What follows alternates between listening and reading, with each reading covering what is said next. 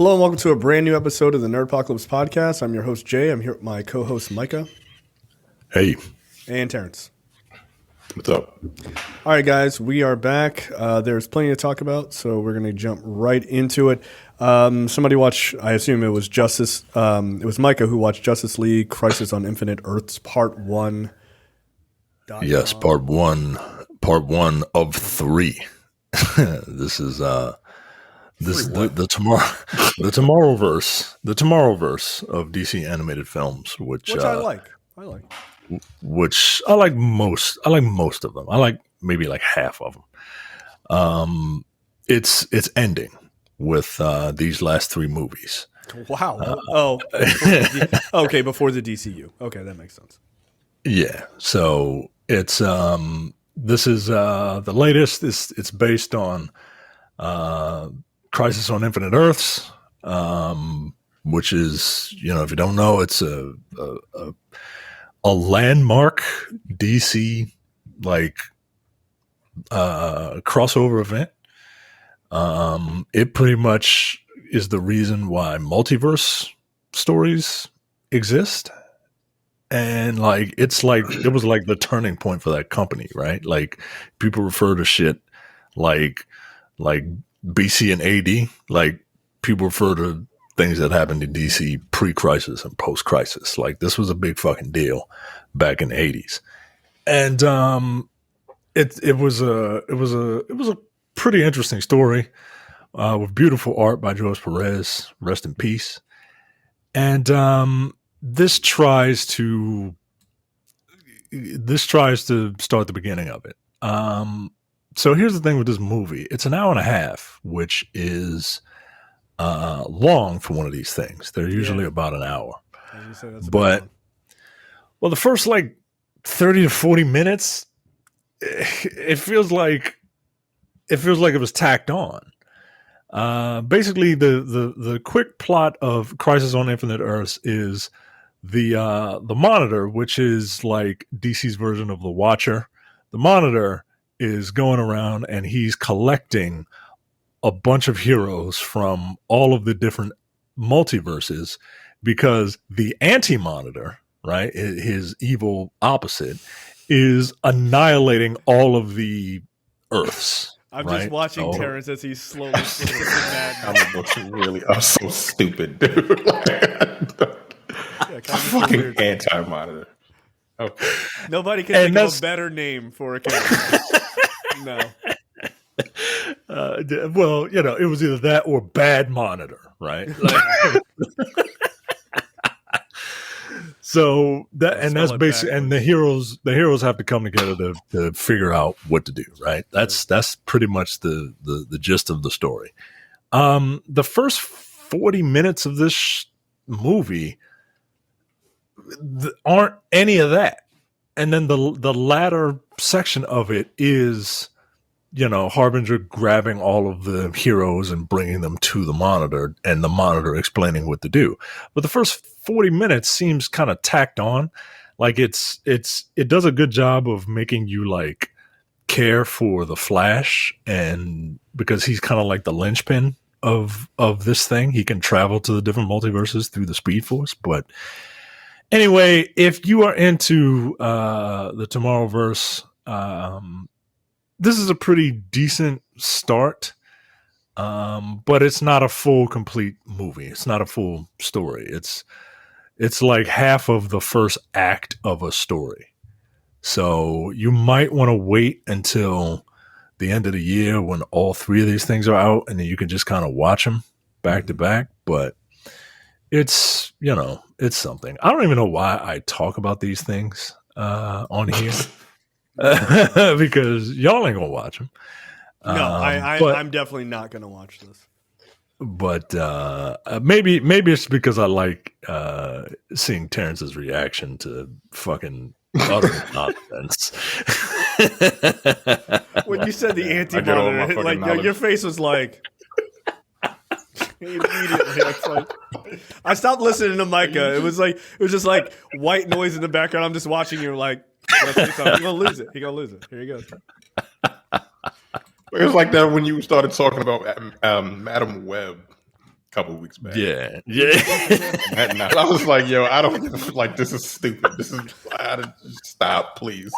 It's gonna be good. It's gonna Good be Lord. good. All right, let's talk about Echo. So the full limited series is on Disney Plus, all 5 episodes.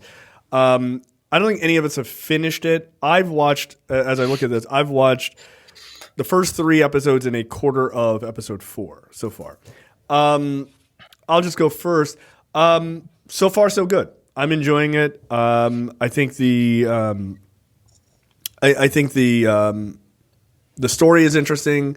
I think Disney has proved that they can do this like 16 plus or 18 plus, violent. I mean, yeah, but just comparing it to like Netflix, right? Which was I would assume is more 18 plus. That they can do these sort of grounded stories, this, very violent, grounded street level hero. I think they proved that they can do it. People who said they could not do it, I disagree. I think the lead is very good. Her name is I hopefully I'm not butchering her first name. Alakwa Cox, who plays Maya Lopez. I find her compelling. It's interesting. I mean, I know that some people are probably going to have a fit with the fact that she ticks a lot of sort of minority boxes, but I think it's interesting that they really hard focus on her Native American background, and they do a really good job without like taking away from the show. Like it's a very much a part of who she is, and I think they do it in a clever way. But to have a deaf Native American woman who also is has one leg that's a lot of things in one character. But I think they do a good job of it. But I'm enjoying it. I think it's good. There's something that happens in the 4th episode. I don't know if you guys have made it there. That is, it's a very clever way of handling a certain situation between certain characters, right? So like they bring in a little bit of like Marvel tech shit to pull something off, which is very cool.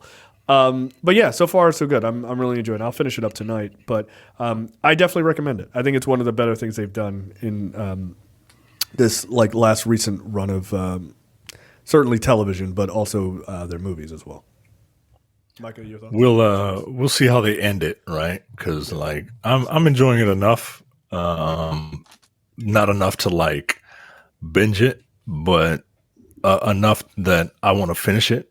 It being 5 episodes is a real plus. Just because I don't know if I could necessarily be in this world for like 10 episodes. I think that might be too much. But it seems to be telling a story that it wants to tell and is doing it efficiently, and I appreciate that. I think Echo as a character is cool. I think Vincent D'Onofrio continues to be inspired casting as the Kingpin. It was a little weird seeing like blood on people getting shot in the back on like right, like motherfuckers getting shot in the back and shit, like Disney Plus. But yeah, I like it. I like it well enough.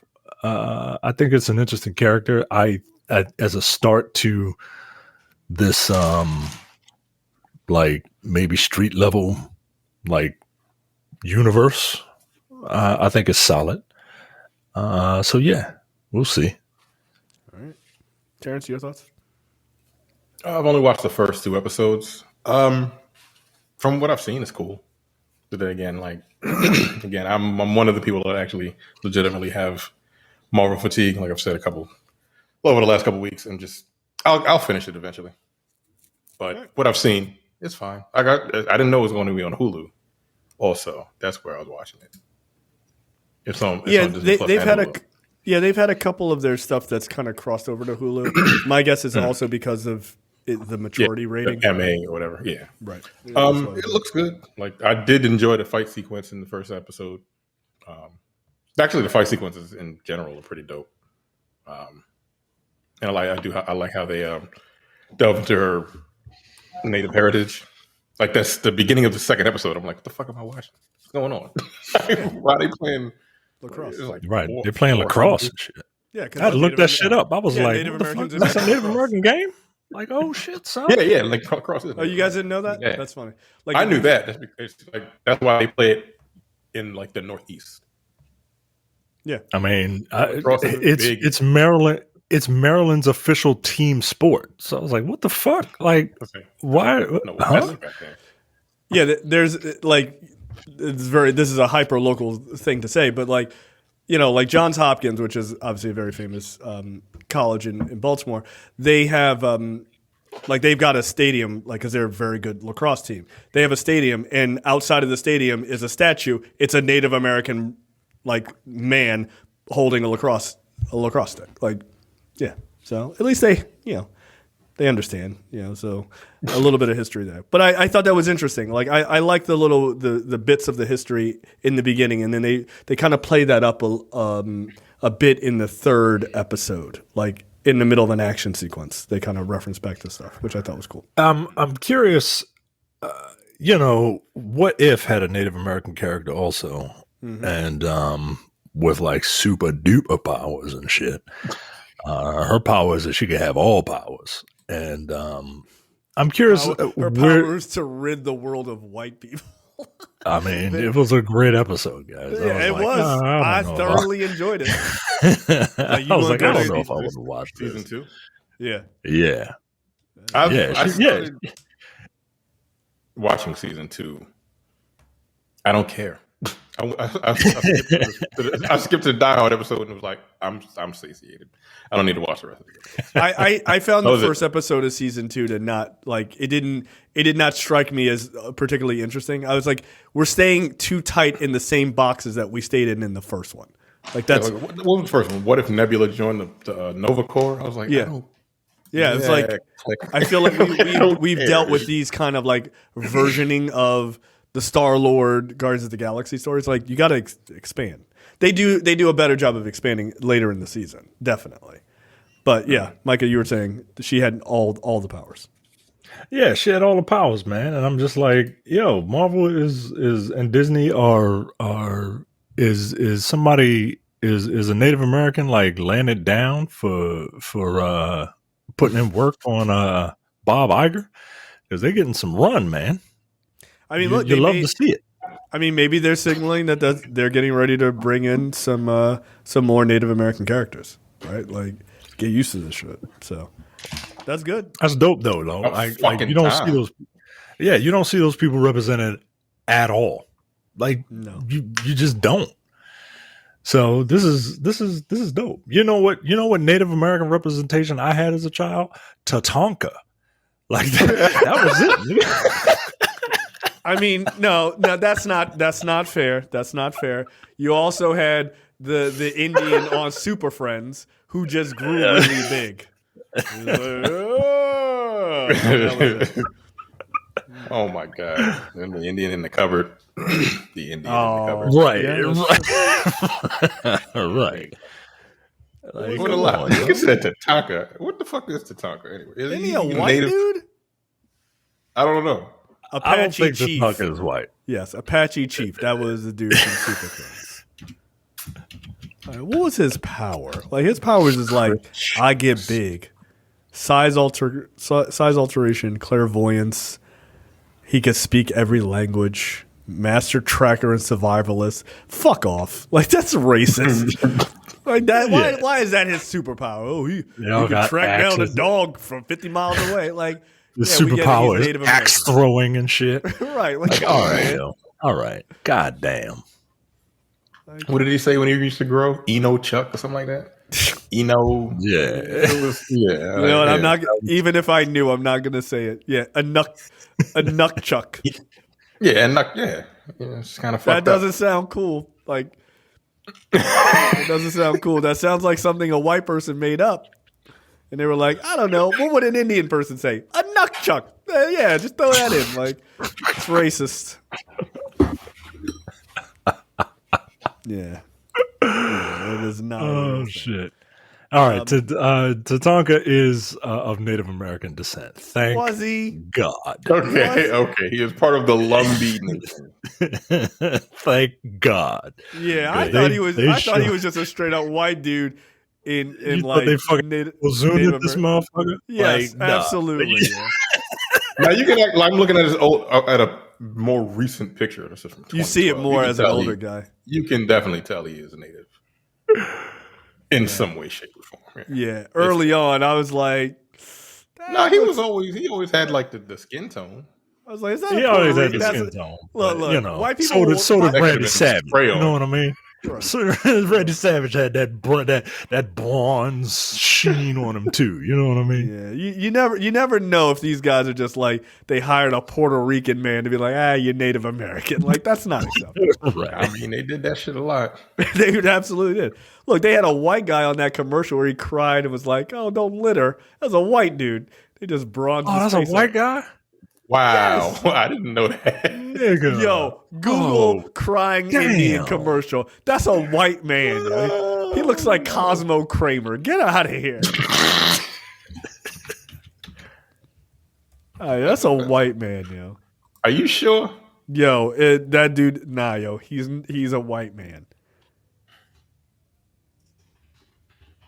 Come on, yo. I'm almost 100% sure that is just a white dude. You know what? I can kind of see it too. I can kind of see it. Oh, damn. That's a white man. Yeah, Iron Eyes Cody was an American actor of Italian descent who portrayed a Native American in Hollywood films. This dude, he played it more than once. He didn't just get hired for a gig. His whole shtick was pretending to be Native American. Hey, Fuck off, yo. you gotta. I believe the right actor for the right role. He was amazing. That's crazy. Yeah. Oh man. Yeah, he was born Aspera Oscar de Cordy. Like, get out of here. This guy was born in 1904? Other names, the Crying Indian. Wow, dude, he played in mad fucking westerns as an Indian. You see? Again, not okay. Holy shit. This guy's got a significant filmography. This is not okay. So yeah, no live action Native American representation until Tatanka.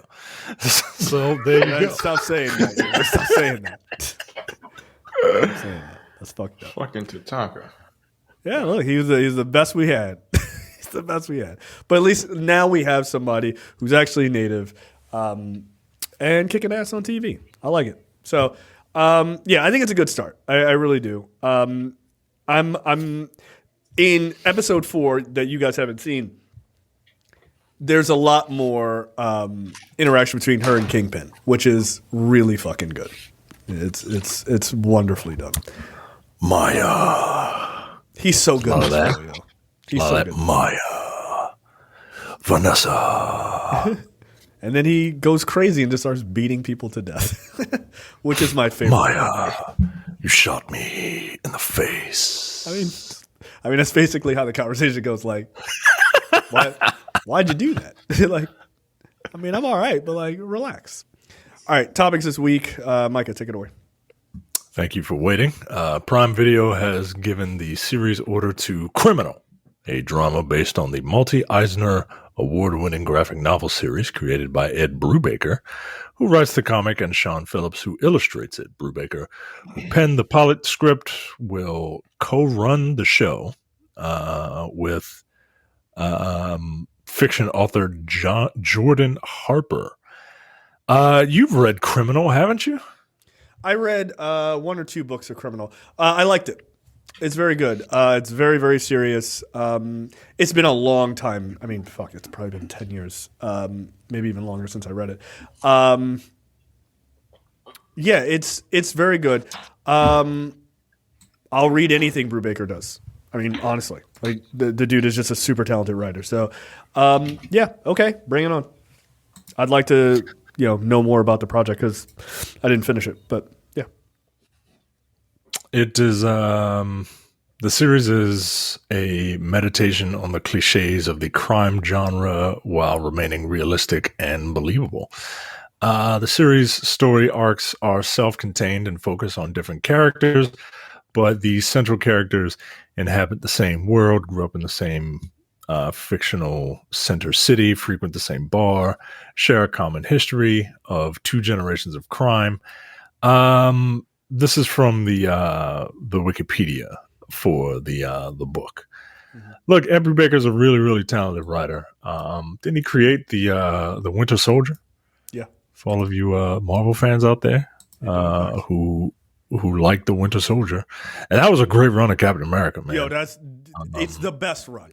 It's the best run. Yeah, man. It's like that's my jam.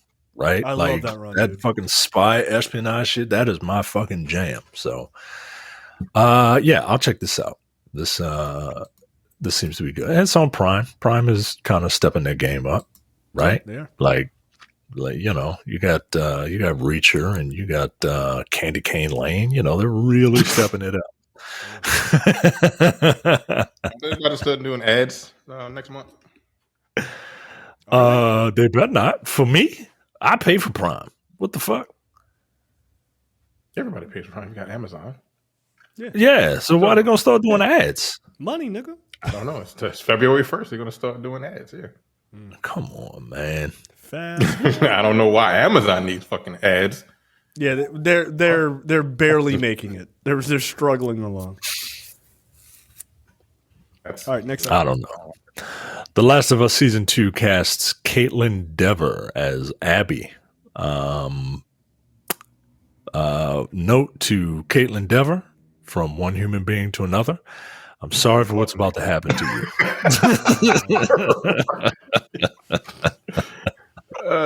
She's not the. Is she the one who her dad gets killed by? She's the one who has a mean golf swing. Yeah. Okay, that's what I thought. And Dever joins the hit HBO show in the role of Abby, who is described as a skilled soldier whose black and white views of the world is challenged as she seeks vengeance for those she loved. Quote, our casting process for season 2 has been identical to season 1. We look for world-class actors who embody the souls of the characters and the source material, says series co-creator Greg Mazin and Neil Druckmann. Nothing matters more than talent, and we are thrilled to have an acclaimed performer like Caitlin join Pedro and Bella and the rest of our family. I looked this person up because I don't know who she is, and she plays Cassie Drake in Uncharted 4. The video game, not the Sony franchise. She was also in Booksmart, which is a movie I wanted to see but never got around to. It's very good. And as far as I know, she's an all-around great little actor. Okay. Yeah, now that you say Booksmart, yeah, she's one of the co-leads. She's funny as shit in that movie. That was Olivia Munn, or not? I don't think she's got a sense of humor in The Last of Us. No, of course not. Is she gonna start doing is she gonna start working out? I'm looking at her now. I'm like, yeah, she's gonna have to, yo. I have to go on a Marvel diet because this is not gonna work. Yeah, part of the reason people hate Abby is because Abby is jacked, right? Like Abby's got capped shoulders, a thick neck. And she looks like she's been training.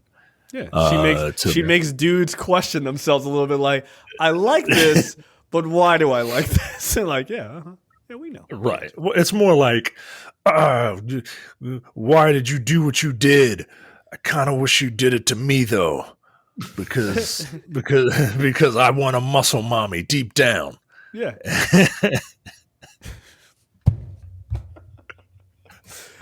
Muscle mommy is just a funny term. Yo. It's a funny term. It's a funny term, yo. I support them. Absolutely. Yeah, I don't have a problem with it. I'm secure in my manhood. Yeah, look, I look forward to her beating the shit out of Joel to death. I can't wait. Look, spoiler alert. I don't know if that's going to happen. I don't know if they'll kill off Joel, but here's an indication that they might. Here's a behind the scenes thing. Pedro Pascal just dropped out of a movie called Weapons, so that he can do Fantastic Four. I don't think Pedro Pascal has enough options that he can leave projects as he needs to because he is in such demand. So I don't think it's that crazy to be like, your time, it ends right here. We're done. He may only be in season 2, and that's enough. That's fine. Do it in episode 1, cowards. Do it in episode 2. Yo, that would be fucking wild. Do it in episode 1 and make people watch these 2 girls lead this fucking show, lead this prestige drama television show based on a fucking video game. Do it. Do it. I'm gonna watch. I'm trying to get my wife to sit down and watch it. Yeah, my wife won't watch it. For some reason, she thinks it's going to be scary. I'm like, it's not scary, man. It's not scary at all. My wife watched the episode with the two. Second episode. Yeah, or third episode with 2 gay dudes. She was like, this. She was like, "This is based on a video game." I was like, "Yeah." She was like, "I feel a lot of emotion watching this." I'm like, "Yeah, it's really good." Didn't The Last of Us win 9 Emmys this past weekend? I wouldn't be surprised. It was nominated. It won a bunch of Emmys. I know that. It won some Emmys, and did it win any Golden Globes? I don't know, but it did win a bunch of Emmys. What's his name? The president in that new movie about the Civil War. The guy from The Office. Yeah, Ron Swanson. Yeah, Ron. I can't remember his name. Fuck, I can't remember his name. Nick Offerman. Nick Offerman. Yeah, he won best supporting, best guest character or some shit like that. Right? He fucking should have. Yeah, he was great. He was really good. And the other guy that played his boyfriend, he's in a show I watched, Physical. He's very good in that too. I didn't recognize him at first, but yeah, he's also very good in that. So he was in The White Lotus. Oh, see, I didn't keep watching. He was the he was a hotel manager. Yeah, the hotel manager, right? Yeah. Snorting coke. Man, that's a good show too, man. I don't think I have time, yo. I don't think I have time. Have you seen what the HBO lineup is this year? It's fucking insane. No, yo, I don't have time. They got House of the Dragon. They got yeah, that's coming back. What's the name? Is this weekend? True Detective. Yeah, man. Gotta watch the shit when it comes out, yo. Look, it's too much. It's too much. They got a new show. What is it? With Kate Winslet. I'm gonna watch that. They got a bunch of fucking bangers this year. It's crazy. Here's a tweet before we move on. I just thought I would, apropos of nothing. Quote, I wonder what Jonathan Majors and Megan Good have planned for MLK Day this weekend.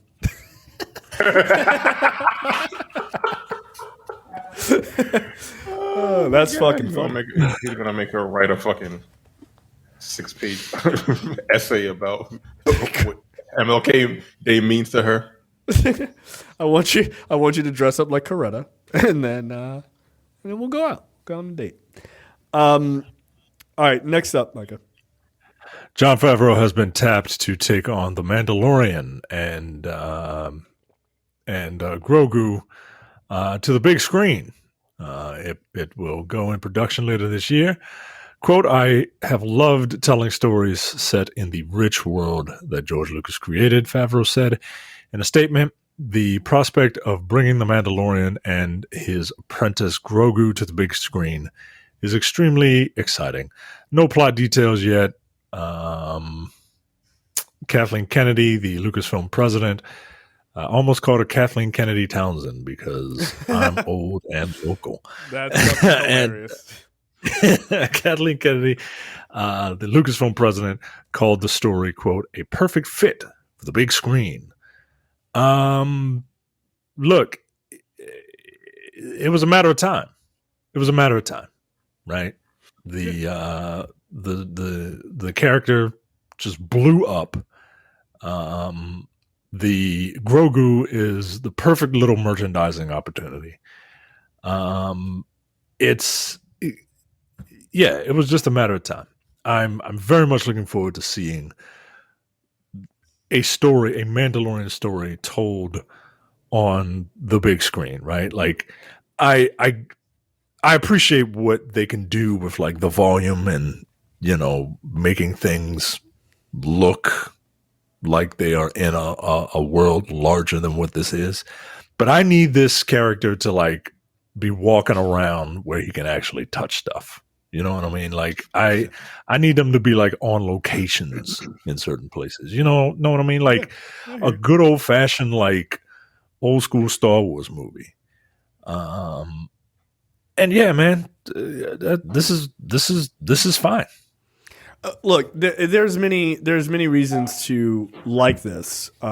If you enjoy The Mandalorian, the biggest one though is that this is not a Skywalker story, and we've never had something that's not tied directly to the Skywalker story. I mean, the closest, and it's like really tangentially, you could make this argument, which is Rogue One, maybe, but it's still tied to the larger fucking story, right? But it's nice to see them taking like what people have been asking for. It's like, dude, this is a fun part of the universe. Can we have more of this, right? I mean, I assume that at the same time that they announced this, Lucasfilms also announced that Ahsoka season 2 is going into production as well. I have to imagine that that's going to leap to the big screen as well, right? At some point, right? Because it's too rich of a set of characters not to want to expand and go big with that, right? With Thrawn and everybody else, like it's just too. There's just too much to just keep on TV. You're not gonna have movie star Rosario Dawson only being in this television show. No, absolutely, and it's just not gonna happen, right? Or Hans Mikkelsen either, right? Like yeah, that guy's been on TV, but like that dude is a movie star level actor. Like he quite legitimately is. So, look, I think this is great. I hope that Jon Favreau also brings in Rick Famuyiwa to help him on some of the parts of this movie, because every episode Famuyiwa did on throughout those 3 seasons, or at least the last 2 seasons, were phenomenal. They were like some of the best episodes. So I hope he brings along the people that he worked with on the show to do this. But otherwise, yeah, I think it's dope. I don't think The Mandalorian and Grogu is a very good title. Honestly, I think you could come up with a better title, but that might be a placeholder. They may change the title, but other than that, I got no problem with it. All right, let's. And by the way, the talk is that this is supposed to kick off a new Star Wars trilogy. So, featuring them. I don't know if it's featuring them, but maybe just the news is that it just kicks off a new one. I don't know if it's like them, and then maybe that slides into the Ahsoka folks, and then they come out. You know what I mean? Like, I don't know. Yeah. But the talk is that this is a new trilogy. Because I don't necessarily need a trilogy of Mandalorian Grogu movies. Like, that feels weird. But I don't know. It depends on what the story is. People said they didn't want an Echo TV series, and here we are. So, you never can tell. Yeah. The other thing is that Daisy Ridley is coming back. She's starring in another Star Wars movie, being directed by the first female director of a Star Wars movie, which is really dope. And that woman is a 2-time Oscar winner, by the way, which is great news. So we'll see. It's wild that hasn't happened yet, right? Like, yeah, that's pretty much what the announcement said. They were like, it's a little late, but it's probably should be doing that, right? So it's called, actually, I don't know what the title. New Jedi Order is the title of that movie, but it's going to be directed by Sharmeen Abad Chinoy, who is a Pakistani director. But again, she has 2 Oscars, like one for a documentary and one for a short film. So and it's sad that you gotta qualify that for certain people. right. You know what I mean? Like, what makes her good enough? Like, these fucking Academy Awards, nigga. Like, She has 2. Like, she has 2 of them. Like, that's insane. Like, there's a lot. Like, there are a lot less talented people directing Star Wars movies. Okay, ones you love. So we'll see. I'd like to see Daisy Ridley get a Star Wars movie that is better written, because I think people shit on the Rey character and shit on her acting, and it's just like Hayden Christensen. Like, it really does depend on who is writing and who's lensing these movies. Like, it does matter a lot. yeah, yo, you can't just like somehow Palpatine returned and then blame the fucking actor. Like, what the fuck? Like, I ain't signed up for that. Like, yo, I read the line that was written, guys. Like, it wasn't my fault that. Somehow, how? Like, who wrote that? It's a terrible ass line. Like, cloning. Yes, evil cloning. All right. There's cloning, and then there's anti-cloning. Like, very good. Very good, everybody. You fucking dickheads. Like, get out of here. That's stupid. All right, next up, I am very happy about this news. Danny Boyle and Alex Garland are reteaming for 28 Days Later sequel, 28 years later. It's been about 28 years since you fucking did the first movie. Look, this is awesome. One, Danny Boyle's a great director. Alex Garland has become quite the director himself. So, yeah, I think this is dope. But they are reteaming. I guess Garland is only going to just write. I guess they're not doing like co-directing, but that's fine. I mean, again, Garland's a good writer. I love 28 Days Later, and I'm not a horror movie guy, but I think it's one of the best horror zombie movies I've seen in years. Terrence, you're the expert. What? Never seen it. Never seen it. No, oh my I never God. seen it. Are you serious? I'm shocked that you've never seen it, Terrence. There is a sequel to 28 Days Later, right? Yeah. It is.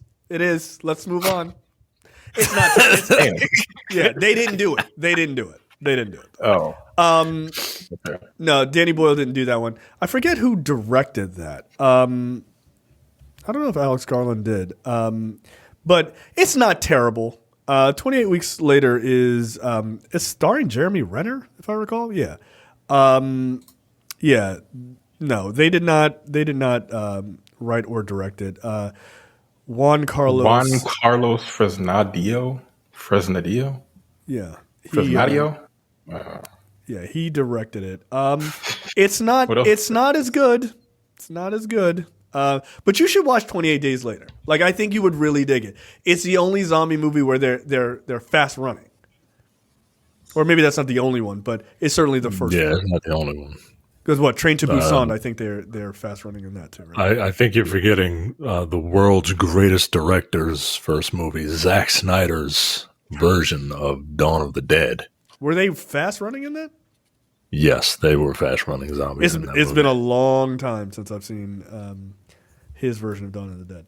But yeah, I would say, Terrence, that should be a thing you should try to watch this week. 28 Days Later is very good. It's Cillian Murphy. It's very good. It's fucked up. It's got one of the most fucked up zombie transformation or zombie infection scenes I've ever seen. It was great. But it's good. It's good. Yeah, I've never seen it. Yeah, I'm looking. Really, like, I've never that's seen funny. it. I'm shocked you've never seen this movie. Were they zombies? I remember them calling. Yeah. I remember it being called the rage virus. Like when I guess that's what the virus was called. Yeah. Yeah, because when I think of zombies, I think of like half dead, shuffling. You know, your jaw hanging off your face and all that. But I don't know. Yeah. Maybe I'll watch it. Yeah, it's good, man. It's good, and it's like the way it's shot feels I don't want to say documentary style, but it has this like very flat, very realistic feel to it. Like there's some fucking twisted ass scenes in that movie. It's good. I cannot believe you've never seen it. I'm actually Yeah, really shocked by that. One of those movies I've never gotten around to watch. All right, well there you go. You got your assignment for the week. I'd love to hear your thoughts on it. And I wonder if it still holds up because that's from 2002. So and guess 20 what? years later. Yeah, I mean, yeah, it's like we're damn near there. Like, yeah, it's 22 years. Yeah. Like if they just held off, they would have like we planned it. Couldn't stop doing Slumdog Millionaire, so I guess I'll do it.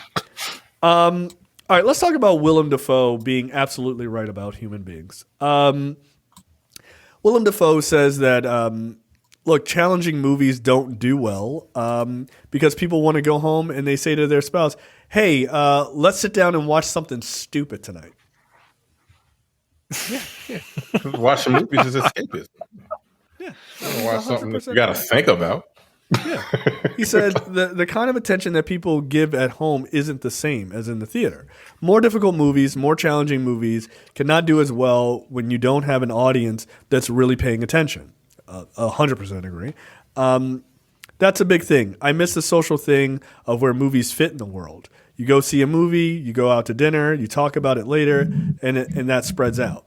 People now go home, they say, "Hey, honey, let's watch something stupid tonight," and they flip through and they watch 5 minutes of 10 movies, and they say, "Forget it, let's go to bed." Where's the discourse now? He's not wrong. That's pretty goddamn funny. They aren't making movies the same way they used to, blah, blah, blah. He talks about streaming. But yeah, he says, quote, "There is a tendency, particularly when people get..." Oh, never mind. That's actually not relevant either. So, yeah, look, I don't disagree with him. The best way to know that he's right about like people not paying attention when they watch movies, especially at home, is listen to the discourse of movies when people review them or when people talk about them. I'm like, did you even watch this movie? Like, and then they didn't explain it. I'm like, they did. Yeah, listen to what happened during what was this? The movie that came out last month. Leave the World Behind.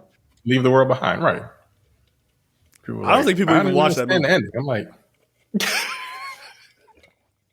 yeah, when that lot woman of was people like, have what was it? I That think woman people was like, watch it it. I think ended? people watch it like this. I think people watch it like this. That's how people watch movies now. yeah, pretty much. Yeah, she was like, it ended with that dance sequence. I was like, it did not end on that, like at all. What are you talking about? Like, did you just get there and just turned it off? Like, did your cable bill run out? Like, what the fuck are you talking about? So it's people. I think people watch movies exactly like that with the phone up, and they're like, yeah, I'm paying attention. I'm paying attention. No, people watch movies like that in the theater now. Yeah. That's the problem. Like again, like I don't really go to the movie theater anymore, but yeah, people don't really pay attention. Like they go and then they just talk during the movie, or they're on their phone, or like why did you pay like $25 to go to the movies and you're not going to pay attention to the movie? That doesn't make any sense to me. No, I've only walked out of one. I've only fallen asleep in one movie in my entire life, and I was so tired that I just was like, I'm done. I can't finish this movie. And that was The Watcher with Keanu Reeves. Because that movie's terrible. I fell asleep. Hold on. Let me find the name of this movie. I'm like, I refuse to fall asleep if I'm paying for this. And they're like, I'm not doing that. Like, Micah, have you ever fallen asleep in a movie? Jay infamously walked out on a movie. Oh, on a screener. On a screen. That he didn't have to pay for. Yeah, it was a Ghost Story. Yeah. Right. No, I was like, I had like 3 hours of sleep, and they had a character eating a pie in real time, and I was like, no, fuck off. Like I couldn't stand it. I just got up and left. I infamously saw a Bruce Willis movie by myself back in what year did this come out? 1996. Wow. Bruce Willis movie, 96? And I fell asleep not once, not twice, multiple times, like 6, 7, 8 times. because I was so fucking bored. The movie is Last Man Standing, which, Oh damn! according to this Wikipedia entry, it's credited as a remake of Akira Kurosawa's Yojimbo. Fuck right off. That movie was terrible. Holy shit, that movie stunk. It was awful. No, I fell asleep so many times in that movie. I was like, I do not care about this movie at all. I thought it was going to be dope. I was like, Bruce Willis, he's got guns. Was he a wandering hitman? I mean, basically, in Prohibition era Texas, a wanderer named John Smith drives a Ford Model A coupe into a small border town in Jericho, or border town of Jericho. Yeah. So he's got to like. All right. Nah, you don't watch that movie. It stinks. It's not good. It's real bad. Maybe it's bad. I don't know. I wasn't awake long enough to tell you. To be honest, it's not good. But yeah, I've walked out of that screener for a Ghost Story, and I walked out of the Avengers, not Marvel's The Avengers, the Avengers with Sean Connery. Yeah, the literary Avengers. Yeah, with Uma Thurman. No, I walked the fuck out of it. I think it was maybe in Ray Fiennes. Like, that movie was fucking terrible. There was people dressed as teddy bears and shit. I was like, yo, enough is enough. Like, it's one of the that was one of the worst movies I've ever seen, yo.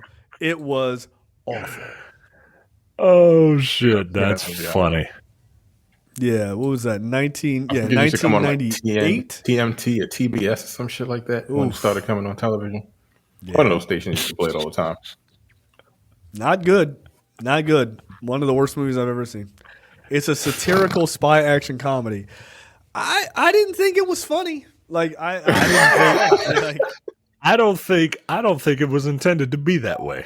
I think whoever wrote that description wrote it after the fact. Yeah, it feels like they were trying to play it straight. Like, nah. Because there wasn't no jokes.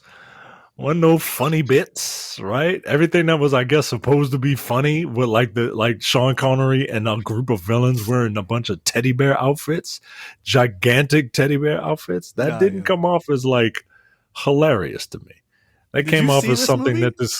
That came off as like something yeah, I remember seeing this movie. I almost got it confused with League of Extraordinary Gentlemen.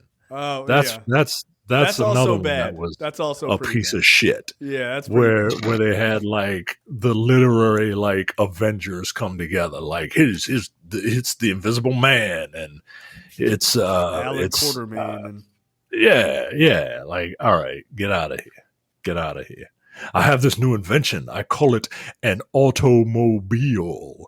Meanwhile, it's the biggest phallic looking car with like 8 wheels and shit. Like this brand new fucking invention called the automobile. Hey, shut the fuck up, yo. The only thing that looked cool in that was Captain Nemo. His ship looked dope. And they made him an Indian guy. That was cool. See, this is why I love this era, right? Late 90s, early 2000s, the Clinton years, right? Because like black people were doing really good shit, like really good movies, like comedy dramas and shit. And white people were like, automobile, right? Like, yeah, white people didn't know. White people were confused in that era. They didn't know what was going on. We were out there making what the fuck was going on. We were out there making Love and Basketball and Brown Sugar, and they're just like, I don't know. Why don't we make The Avengers? Like, all right, if you say so, like, go ahead. Hey, what if we took the concept of a lone samurai Yojimbo, but made him a 1930s gangster? What the fuck? What? That's funny. And they did, and it wasn't good. There's a lot of bad movies during that era, but some fun ones though. Sometimes so bad they're funny. Good ones. Yeah. All right. All right, let's take a quick break before we jump into trailers and get out of here. All right, trailers this week. First one up is season 2 of Tokyo Vice. This is on Max. Look, I absolutely love the first season. I thought it was dope. I never got around to finishing it. You should. It's very, very good. Did you like it? Did you just like abandon? It was fine. Is it just wasn't your thing? It just kind of fell off. Yeah. What I watched was fine, but it's one of those things that it didn't really grab my attention. That's fair. And the trailer really didn't grab my attention either. I was like, I don't know what the fuck it's a slow burn. I know he's a reporter. That's all I know. Yeah. All right, so I do have what the fuck stories. So let's go through the rest of the trailers, and then we'll go back and end the show with what the fuck. The trailer for Abigail went to a place I was not expecting. So the premise here is that after a group of would-be criminals kidnap a 12-year-old ballerina, of a powerful underworld figure, it's his daughter. All of them all they have to do is collect $50 million ransom and watching the girl overnight. In an isolated mansion, the captors start to dwindle one by one, and they discover, to their horror, that the little girl is a vampire. So that was weird. But you know what? I dug it. I like the trailer. It looks fun. I'm 100% seeing this. This is from the directing duo known as Radio Silence. They did the famous movies they did, Are Ready or Not, which is just an excellent movie. Ready or Not is really good. That's the one. Terrence told us about it. Yeah, that's the one with not Margot Robbie. Yeah. Not something Whatever. Weaving. Samara Weaving. Yeah, that's it.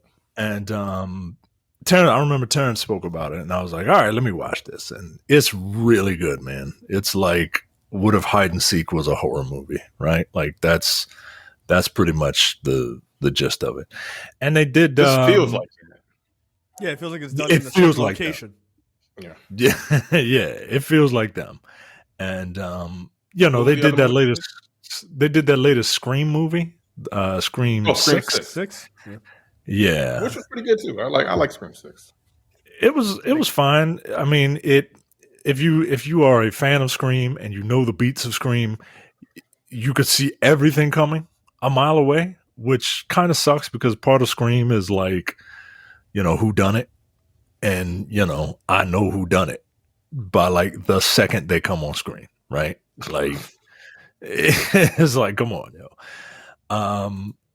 But this movie looks super fun. This is like one of those good time, like, let's go to the theater, have a good time with a bunch of people, with a bunch of like-minded people, and just enjoy this shit. All right. Yeah, it looks fun. I'm here for this. What about you, Terrence? Yeah, it looks fun. Probably not going to see it in the movie theater, but I'm going to watch it eventually. All right, there you go. I don't like going to the movies no more. Well, I go during. The only reason I go is because I go like first showing. I'm that old. No, I'm that. The last movies that I've seen, I've gone at like 11 in the morning on a Sunday. Yeah, I need to do that. Like one of 3 people in the fucking theater because I hate people. Yeah, you get on my fucking. I don't know. They do. They really do. Micah, correct me if I'm wrong. See if you remember this. You and I went and saw the X-Files movie. I believe we saw it.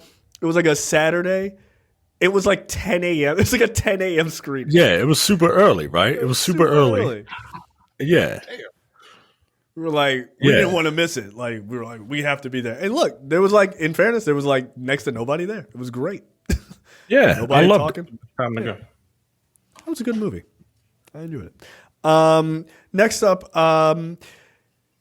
okay, before we get into this trailer, I'm just curious, just a thumbs up or thumbs down or yes or no. Is this going to be another very promising Netflix sci-fi movie that is going to be absolute garbage, or is it actually going to stick the landing? No, it's not going to stick the landing. Apparently it's based off a book. I'm assuming they're going to change parts of it, and most likely the ending. And it's not going to stick. I don't think it's going to stick the landing. This is a little too. I don't know. This feels a little too up its own ass. So the trailer, and then the two people behind it, like they have a problem sticking endings. You know what I mean? I agree to disagree. Oh, yeah, you saw it. Okay, I just saw the names of the people. Here's the thing about this. I've seen the trailer because I watch YouTube all the time. And okay, hold on. We haven't even mentioned what the movie is. The movie is Three Body Problem. This is a Netflix movie. Go ahead. I've seen the trailer and I've never finished it because of like the trailer pops up and I'm watching it and I'm like, this looks interesting, but I really don't give a fuck. So I always like turn it off. Like I've seen the trailer like 19 times and I've never finished it until tonight because it's on the fucking docket. I gotta tell you, there's something about it. It looks cool, but like I don't know. There's something about it that I have no desire to. I don't care. You know what? For me, the first like minute is really good, and I'm like, oh, this is interesting. It's interesting, and then it slowly starts to slide. I'm like, oh no, like this looks like a load of bullshit, and I feel like too much. It's doing it. That's exactly it. Like, is it aliens? Like I thought, oh, maybe this is a religious cult that's killing all these scientists or something like that, and that'd be kind of an interesting angle. Or maybe it's a mega scientist who wants to kill off all the other scientists. You hate religion. You hate it. What the fuck? I gave both options. You try no. Yeah, we know which option you gave first. You gave a real emphatic. What if it's this religious cult killing the thinking people, or what if it's like aliens or some dumb shit? In fairness to religious people believe. In fairness to me. Let's look over human history. How crazy would I have been if I said that? Not that fucking crazy. Those lunatics had their own ages. It was called the Dark Ages. They're like, oh, this guy's thinking too much. Throw him in a river. Like, get the fuck out of here. He's a witch. It looks interesting, right? But then it starts to get into like maybe this is aliens, maybe it's like some other thing. I was just kind of hoping it was an interesting on Earth mystery. But okay, I'll check it out. Like. It can't be more than like don't tell me this is like a 5-part series or whatever. Nah, yo, like look. No, if it's a series, 45 minutes, yo. Like if it's a movie, is it? If it's a movie, I think it's a movie. Are you sure? Let me find out because if it's a series, you can forget that. I think it is a. All right, I get it. It's a novel. I get it. Like there's a lot. It says only on Netflix, March 21st. It normally says something about like episode streaming or something when it's a TV show. Now it is a part of a book trilogy. Nope, sci-fi TV drama. Oh, I was about to say there's a lot going on in this trailer. Nope, I'm out. Somebody I trust is going to have to tell me it's really good. No. I was about to say the same thing. One of y'all are going to tell me it's good. It ain't going to be me. I guess we just going to be 3 ignorant ass niggas. Yeah, I'm not watching it. No. If it was a movie, if it was a movie, I'd have given it a chance. We got a 3-body problem. The 3 of us ain't going to watch that shit. That's fucking hilarious. They gave it. Thank you for giving us the title for the show. Appreciate it. No, nope, absolutely not. We talked about Mr. and Mrs. Smith. We a couple weeks ago, like just kind of the background of this, right? Which is 2 agents working for the same company. They are assigned to play married. And and do their espionage and all this other shit. The official trailer has come out now. I gotta tell you, it looks pretty fucking good. It looks pretty good to me. I saw the trailer a couple weeks ago. I was like, oh, okay, all right, I'm in. Because when I first heard the premise and who was in it, I'm like, no. It looks pretty Yeah, good. I didn't see Glover in this. Oh, sorry. I didn't see Glover working in this role either. And Micah, you had mentioned that. But it does kind of work. Like, it actually looks pretty good to me. I don't know if he works for me yet, but the concept does. And look, that might just be my hang up with Donald Glover, right? Like that dude is a little too like chill to be an action star, right? But for me, I know he was Lando Calrissian, guys. I know. Yeah, but I know. that role, he's like too cool for school too, right? Like, Right. He just seems, Donald Glover always seems like he just woke up, and like in everything I've seen him in, he always seems fair. like he just woke up. And but this does look very good. And look, it's the type of espionage bullshit that I like. So I'll check it out.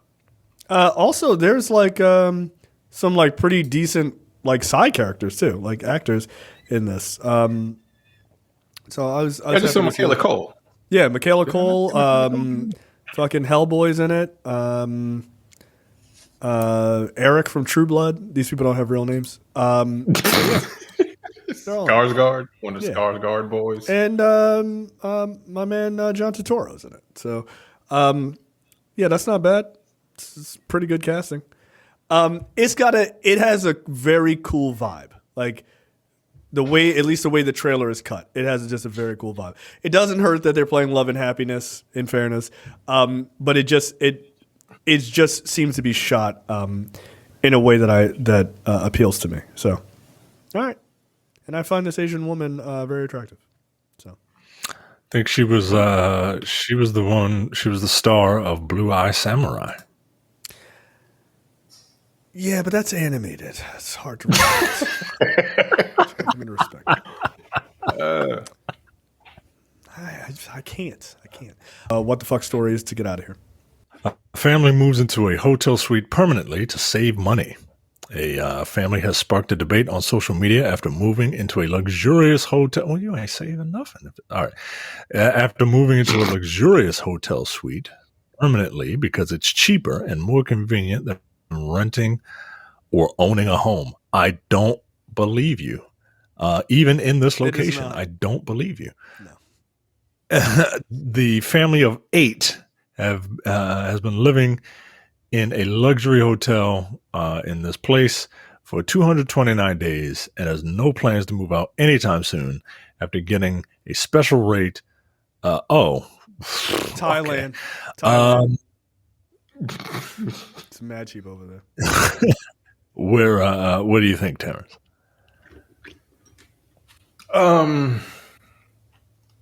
Zimbabwe. I don't fucking know. that is oddly correct. No, it's not correct. It's in China. China. Okay. After getting a special rate of 1,000 yuan or $140 per day for a luxury suite hotel room with 2 bedrooms and a large living room, based on the length of their stay, the family now plans to remain in the hotel indefinitely. Because the daily price of the suite also includes electricity, heating, water, and parking, the unnamed family claims that they actually save money by living in a hotel where their life is much more comfortable. Okay, well, if it's only $140 a day, fine. $51,000 a year. But what the fuck does the hotel have to say about this? Is the hotel just going to be like, yeah, we'll just let you keep this astronomically low rate? People staying in hotels and shit. Yeah, they're long. Yeah, they're long-term ones. I watched something. I think one of the guys that developed like the Sega Genesis or some shit like that. He developed like it was some game. He stayed in a hotel for like 3 years.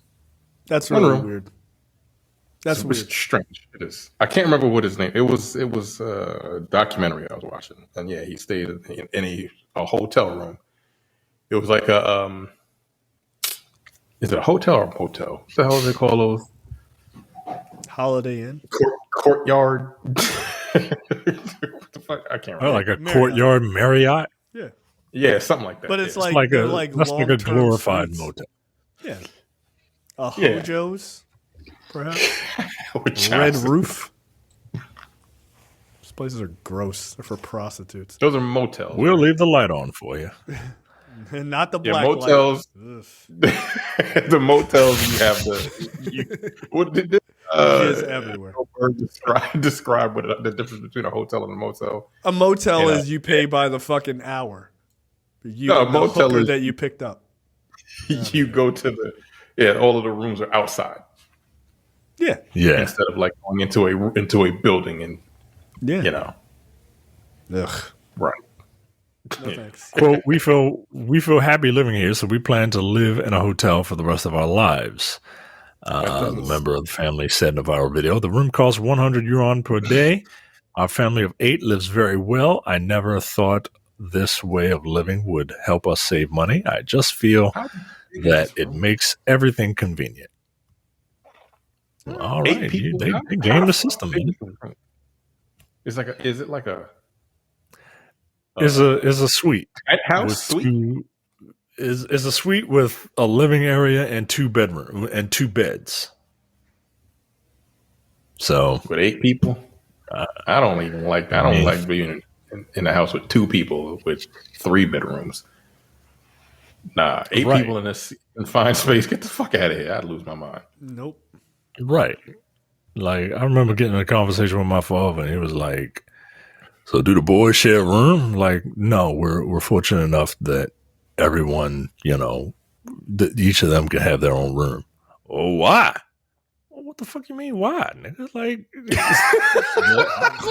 I had to share a room with my brothers. I'm like, well, you know, so did I. But maybe sometimes, I didn't like the shit. I was a kid, nigga. Like, right, like I didn't enjoy it. If we're fortunate enough to have the space, I'm gonna let the boys have the space, yo. Like, yeah, why not? That just took me aback, yo. Like, why? Why? What do you mean, why? What? Yeah, that's fucking. Yeah, that's such a weird question, yo. Like, yes. Why not? Thank you. What? This is like, oh, okay, Dad. I mean, it's not the weirdest question your dad has ever asked. Yeah. No, and that's the thing. It's not. Not even close.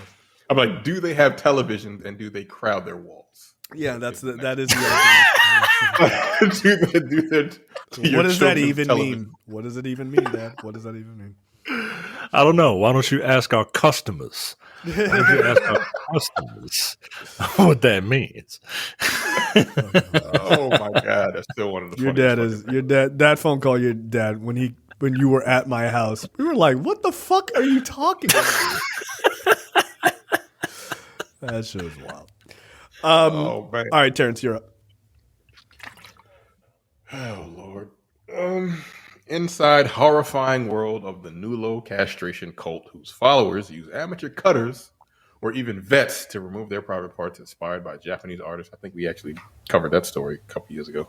Who sold his penis and testicles to eat for 800 euros? Nope. What the fuck that is? No. It is a practice that even when just described leaves most people squirming in their chairs. The bizarre growing Nulo movement sees most male subscribers cut off their own genitals and sometimes their nipples. No, what the fuck is this? Many opt for a smoothie, a procedure that leaves them with a fully smooth groin. I don't know what that means. And like more than half these people use amateur cutters. Yeah. And smooth, half these people use smooth young boys. That's gross. This is making me incredibly uncomfortable. I don't like any of this. Often doctors or vets or do it themselves. Doctors? Nah. I mean, lose your license. Like a mob doctor is technically a doctor, right? Like he's just not licensed. You know what I mean? Yeah, it's weird. The most famous modern Nulo is Japanese artist Mayo Sugiyama. Yeah. So we covered that a couple years ago. And then what the fuck? He did have his penis cut off and had people eat it, right? He said he initially considered eating his own penis, but decided to serve them up instead. Yeah. Is his daughter starring in a film called Please at some point? Like, I'm just curious. Jesus Christ. Oh man, this is disgusting. Before charging diners, he has also had his nipples removed. So same dude has his nipples removed.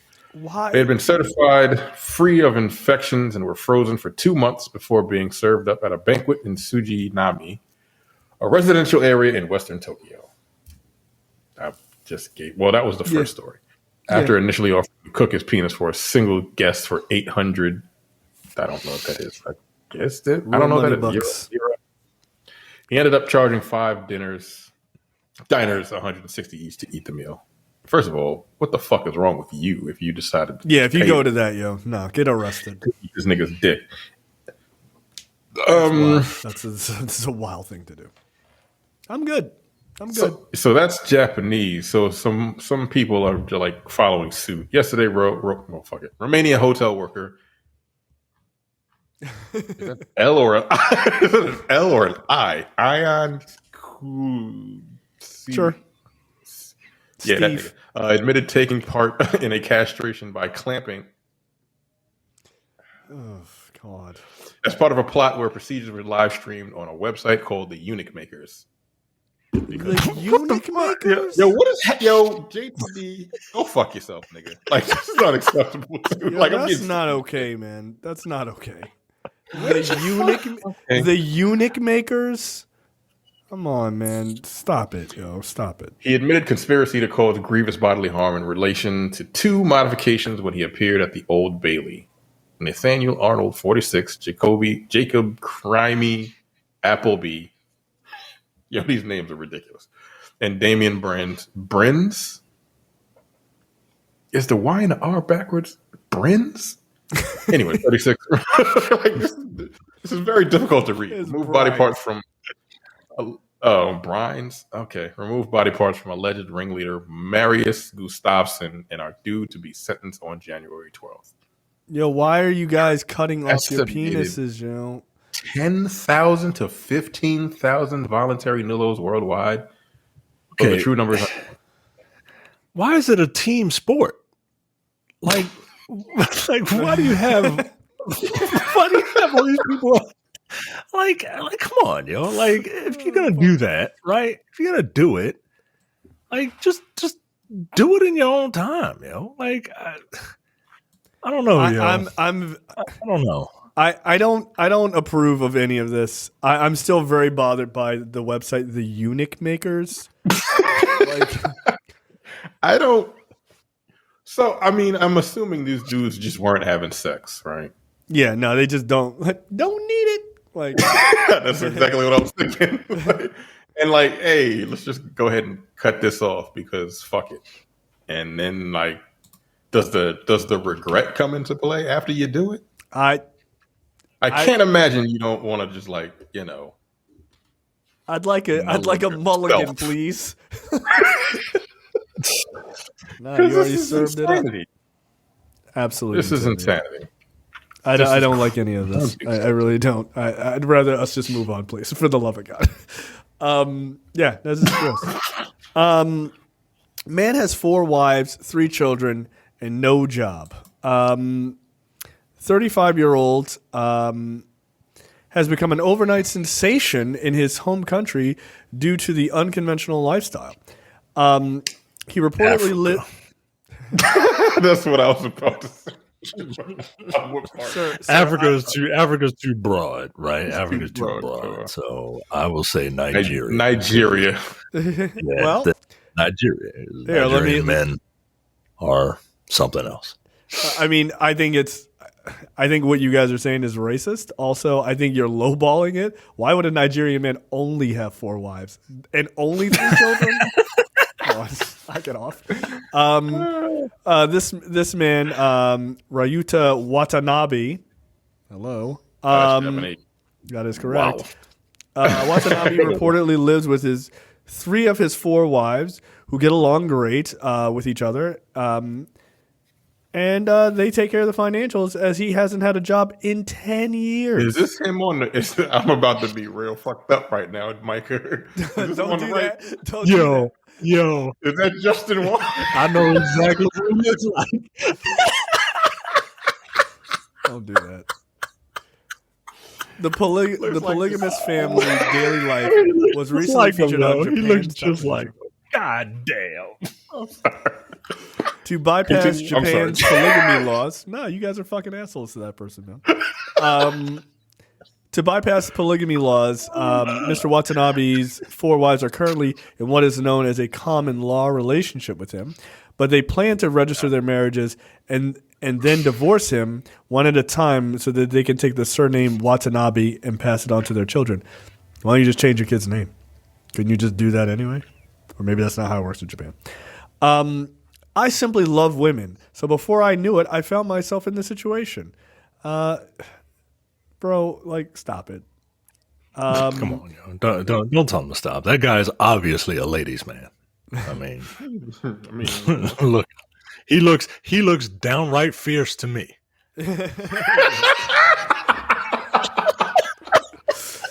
Dog lovers will sympathize. If you raise one puppy, don't you want to raise another? I like women. Oh, I love Jesus them all Christ. equally. Yeah, he sees you as fucking dogs. Congratulations, ladies. Man. The 35-year-old unemployed man lives with his 3 wives, and they all occupy a bedroom along with their respective children. His first wife is 27 years old, while his second is 24 and 22, respectively. He has a 2-year-old and a 1-year-old with his first wife, and a 5-month-year-old with the second. Ryu didn't specify why his 4th wife lived separately, but his other partners confirmed that they do have another sister wife. Yeah, doing it up big, bro. You call each other sister wives, yo. Wow. Yeah. See? Seems like COVID broke everybody's brains. They broke nah, yo. I will never understand polygamy, yo. It seems like a real fucking headache. And I cannot imagine. I love my wife dearly. I cannot imagine having 2 of her in the house. Look, here's the thing. And I know, look, for any polygamist listening, you just want to fuck multiple women, yo. Like, that's all it comes down to. Because they don't get to fuck multiple dudes. Like, that's all it comes down to. Like, I'm into the polyamorous lifestyle. Really, is your girlfriend or your wife? I mean, yeah, exactly. It's always you want to bang out a bunch of chicks. Look, I get it. I have a penis. I understand how it works, but it's a bit hypocritical. It's almost never. It's almost never free flowing both ways. Almost never. Almost never, but it does happen in the opposite direction. Yeah, cucks. The cuckold feud. Which is wild. Yeah, I know what. He also he described his 4 wives as less than family, but more than friends. I mean, I hope so. That's fucked up. Yeah, like a puppy. Yeah, like a puppy. Wait, you know someone who's a cuck? Wait, what? You do too. You do too. Both of you do. We do. Oh, yeah, we do. Yeah, you do. That's wild to me. Yeah, That's wild to me. Nah. What? I do? Yeah, we'll talk about yes, you do. We'll talk do. about it later. Yes, you do. Huh. Okay. Yeah, you do. That's crazy. No, it couldn't be me. Nope. Look, polyamory, like whatever, that's on you. But anytime I hear, 99% of the time I hear it, is just a guy who wants to fuck multiple women, but does not want his wife or girlfriend to fuck multiple men. 100%, almost. And 100%. it's usually, hey, I want to fuck multiple women, and then you can do what you can fuck multiple guys, but then you don't get to fuck the multiple women, but your wife is having dick thrown at her left and right, and she's got to like swat it with a goddamn fly swatter. Right? That's how that works. Don't do that to yourself, fellas. Yeah. Like, don't do that. Unless that's what you're into. If you want to see, to quote someone on social media, if you want to see your wife getting packed with meat, like sign up. But I do not recommend it. But God bless. Look, as long as if you're happy, if you like it, I love it. But it could not be me. No, some nigga knocking at my door. You ready to die? Like, get the fuck out of here. Like, no, absolutely not. I know y'all don't watch SNL, but every once in a while they have a gem. And one of them was when Michael B. Jordan was guest hosting. And they did a pre-recorded skit. And those are usually the better ones because they're thought out. And he was playing Jake from State Farm. State Farm. I've seen this one. And nigga, he is like with the family, and he's just like, you know, like a good neighbor. State Farm is there, and then the husband goes out and he comes back, and Jake is still there. Because like a good neighbor, State Farm is there, and he's there all the time, and he's taking his kids to piano practice, and then he starts hanging out with his wife, and then he eventually goes upstairs with his wife, and it's just, and the shit is hilarious, yo. It's one of the very few actual funny SNL skits I've seen in a long time. Yeah, I always wonder why that show's still on the air. I mean, it's the legacy at this point. Yeah, right. It's been on for 50 years almost. All right, that is it for us. We will see you guys next week. See ya.